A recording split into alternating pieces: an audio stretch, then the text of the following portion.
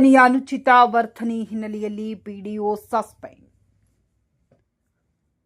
ಗಂಗಾವತಿ ತರಬೇತಿ ವಕೀಲರಿಗೆ ನೀಡಬೇಕಿದ್ದ ಪುಸ್ತಕ ಸಾಮಗ್ರಿಗಳ ಬಗ್ಗೆ ವಕೀಲ ಮಲ್ಲೇಶಪ್ಪ ಅವರು ದೂರವಾಣಿಯ ಮೂಲಕ ಯರಡೋಣ ಪಿಡಿಒ ಶಿವರಾಜರನ್ನು ಸಂಪರ್ಕಿಸಿದಾಗ ಬೇಜವಾಬ್ದಾರಿ ಉತ್ತರ, ಅನುಚಿತ ವರ್ತನೆ ಹಾಗೂ ನಿಂದನೆ ಮಾಡಿದ ಪ್ರಯುಕ್ತ ದೂರು ನೀಡಿದ ಹಿನ್ನೆಲೆಯಲ್ಲಿ ಪಿಡಿಒ ಶಿವರಾಜ್ ಅವರನ್ನ ಸೇವೆಯಿಂದ ಸಸ್ಪೆಂಡ್ ಮಾಡಲಾಗಿದೆ. ಈ ಕುರಿತಂತೆ ವಕೀಲ ಮಲ್ಲೇಶಪ್ಪ ಅವರು ಕಾಟಗಿ ತಾಲೂಕು ಪಂಚಾಯಿತಿಯ ಸಿಒ ಲಕ್ಷ್ಮೀದೇವಿಗೆ ದೂರನ್ನ ಸಲ್ಲಿಸಿದ್ದು, ಅವರ ಶಿಫಾರಸ್ಸಿನ ಆಧಾರದ ಮೇಲೆ ಜಿಲ್ಲಾ ಪಂಚಾಯತ್ ಮುಖ್ಯ ಕಾರ್ಯನಿರ್ವಾಹಕ ಅಧಿಕಾರಿ ವರ್ಣಿತಾ ನೇಗಿ ಪಿಡಿಒ ಅವರ ವಿಚಾರಣೆಯನ್ನ ಬಾಕಿ ಇಟ್ಟು ತಕ್ಷಣದಿಂದಲೇ ಜಾರಿಯಾಗುವಂತೆ ಸೇವೆಯಿಂದ ಅಮಾನತು ಮಾಡಲಾಗಿದೆ ಎಂದು ತಿಳಿಸಿದ್ದಾರೆ.